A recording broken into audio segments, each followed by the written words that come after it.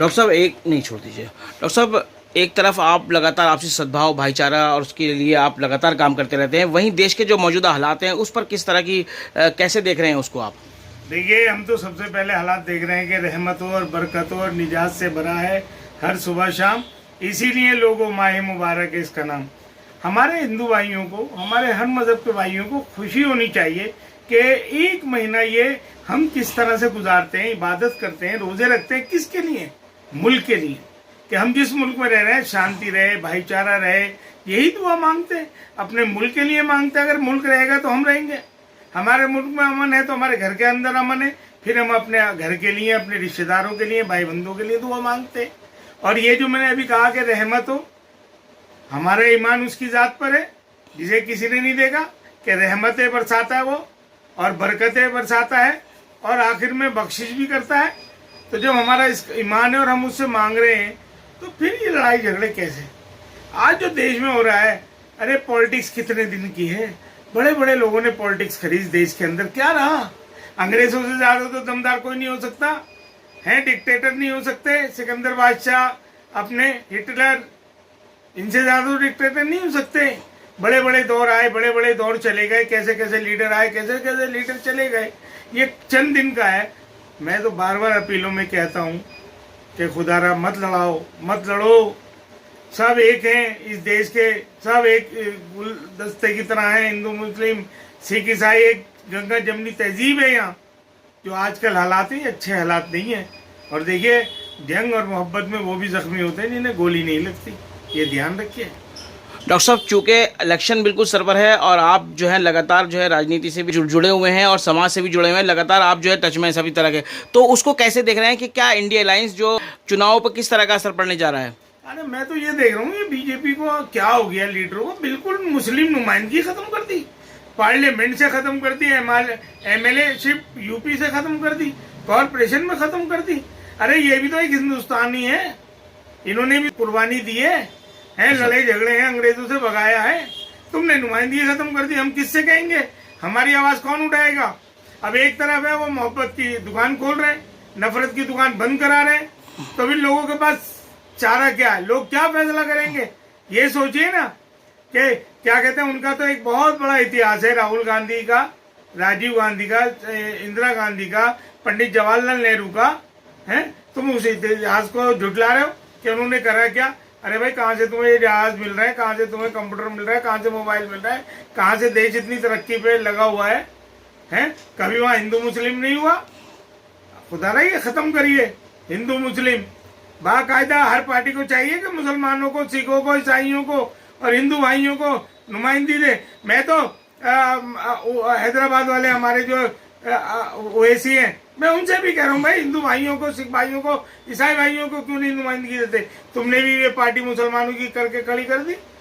ऐसे में बीजेपी वालों को कह रहा हूँ, अरे हम तो बुरे हैं ही, जो तुम्हारे अपने थे मुख्तार अब्बास नकवी, शाहनवाज हुसैन, कहाँ ले आके तुमने उन्हें दबा दिया? वो तुम्हारे थे, क्यों नहीं ला रहे? वो तो तुम्हारे थे, क्यों नहीं कर रहे? ऐसे देश नहीं चलता। ठीक है, जिसकी लाठी उसकी भैंस होती है, मैं मानता हूँ, लेकिन ऐसे मजा नहीं आता। आज हमारे 60-70% हिंदू भाई भी इस बात को महसूस कर रहे हैं। अरे हमारी अगर कोई हम पे परेशानी आती है, कोई दुख आता है, तो हमारे सेकुलर माइंड हिंदू आगे बढ़कर मुकाबला करते हैं उस परेशानी का। मैं तो उनका धन्यवाद करता हूँ, बड़े भाइयों की तरह है। तो मैं तो अपने भाइयों से, मुसलमानों से और सिख और दलित भाइयों से, ईसाई भाइयों से कहता हूँ कि जो पड़ोस में आपके हिंदू भाई रहता है उससे ताल्लुकात बढ़ाएं। हमने होली पे ताल्लुकात बढ़वाए थे, मिलाया था। अब हम ईद पे भी कह रहे हैं मुसलमान भाइयों को कि उनको अपने घरों पे बुलाइए, सिवैयाँ खिलाइए, गले मिलिए। ऐसे मोहब्बत बढ़ेगी, राजनीति लोग देखते रह जाएंगे। डॉक्टर साहब सद्भाव की बात हो रही है, लेकिन संविधान जो है वो बचाना मुश्किल पड़ रहा है जो मौजूदा हालात हैं वो से देखते हुए। तो आपको क्या लगता है, कहीं ना कहीं ये जिस तरह की चीज़ें हैं, ये एक जो है देश को पूरे एक अलग तरह के उस माहौल में डालने की कोशिश की जा रही है? आप एक देखिए, एक तरफ तो संविधान था हमारे हुजूर अकरम सल्लल्लाहु अलैहि वसल्लम का, 1400 साल पहले एकता, अखंडता, प्यार मोहब्बत का एक संविधान बनाया था। बेटी बचाओ बेटी पढ़ाओ किसने बताया था? हुजूर अकरम सल्लल्लाहु अलैहि वसल्लम ने। शराब के लिए किसने मना करा था? चोरी डकैती के लिए किसने मना करा था? और उन्होंने कहा था कि जिस हिंदुस्तान में रहो वफादार बनकर रहो। हैं 10 घर आगे 10 घर पीछे 10 घर दाएं बाएं आपके अपने, उनका दुख आपका दुख, उनका सुख आपका सुख। अगर पड़ोस में कोई भूखा सो रहा है तो खाना आराम, लड़के सो रहे तो सोना आराम। उसी तरह से बाबा अम्बेडकर साहब ने संविधान क्यों बनाया था? सभी मजहब के लोगों को अपने धर्म स्थल धर्म मानने का अधिकार दिया था, इस हिंदुस्तान की एकता अखंडता के लिए। लेकिन हमारी बीजेपी सरकार उसमें तोड़ मोड़ करके वो संविधान बनाना चाहती है कि बस सिर्फ क्या कहते हैं यहाँ पर हिंदू राष्ट्र हो जाए। ऐसे नहीं होता। हिंदू राष्ट्र कैसे बना दोगे भाई? ये हिंदू मुसलमान सिख ईसाइयों का देश है, ऐसे नहीं चलता। आप संभलिए, इस इलेक्शन में अभी दूर है, सबको लेकर चले, साथ मिलाकर चले, इसी से हमारा देश तरक्की करेगा। नहीं वरना आप उंगली उठाने के क्यों किसी को मौका दे रहे हो? हैं आपने एनआरसी सीए का लिए बहुत उधम मचाया, अब आखिर में कर दिया कि जो 2014 तक यहाँ आ गए हैं वो नागरिकता ले सकते हैं, चाहे वो हिंदू हो मुसलमान हो कोई भी हो धर्म के सिख हो। अरे ये बात तो खुल के कह दो ना एक बार। मुसलमान तो जब भी नहीं गए पाकिस्तान, मुसलमान तो यहीं रहे देश में, उनको यहाँ की मिट्टी से प्यार था, मरने के बाद भी यहीं दफन होते हैं। तो ऐसा क्यों खेला खिला रहे हो? समझे? अगर किसी को दुख होता है तो आप ये कहो कि हिंदुस्तानी को दुख हुआ, चाहे वो मुसलमान हो, चाहे वो हिंदू हो, चाहे सिख हो, चाहे ईसाई हो। आप ये मत कहो कि हिंदू को दुख हुआ तो हम चाहते हैं, मुसलमान को हो रहे तो होने दो। ऐसे नहीं, गलत है बात। कहीं ना कहीं सोच को जो है वो बदलने की और वसी करने की जरूरत है।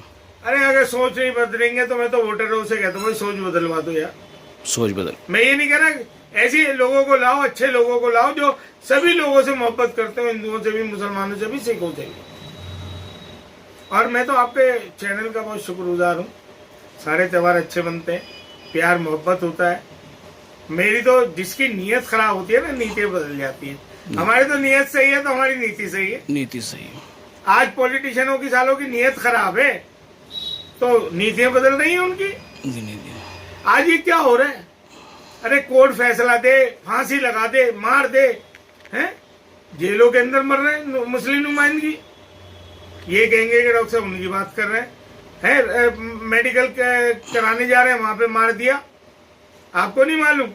जब एक जेल से दूसरे जेल ले आया जाता है तो लाखों करोड़ों रुपए लगा दिए जाते हैं सुरक्षा में, और जब मेडिकल कराने ले आया जाता है तो ठा ठा कर दी जाती है। तो इसका मतलब मुस्लिम नुमाइंदगी बिल्कुल खत्म करना चाहते हो भाई, ये गलत बात है। अरे मुख्तार अब्बास नकवी को ले आओ, शाहजवान हुसैन साहब को ले आओ, और जो तुम्हारे मुस्लिम लीडर है उनको ले आओ। हाँ, जो तुम्हारे साथ है उन्हें लिया कम से कम अपना मारता छाया में तो डालता है। यही कहना चाहता हूँ मोदी साहब से, अमित शाह साहब से। हमने भी काम किया है, हम भी काम करते हैं, सबको मिला के चलते हैं, चाहे बीजेपी वाला है, कांग्रेस का है, आम आदमी पार्टी का है, किसी पार्टी का है, हम तो सबके साथ हैं, दुआ सलाम रखते हैं, दुख तकलीफ में आते जाते हैं। धन्यवाद। जय हिंद, जय भारत।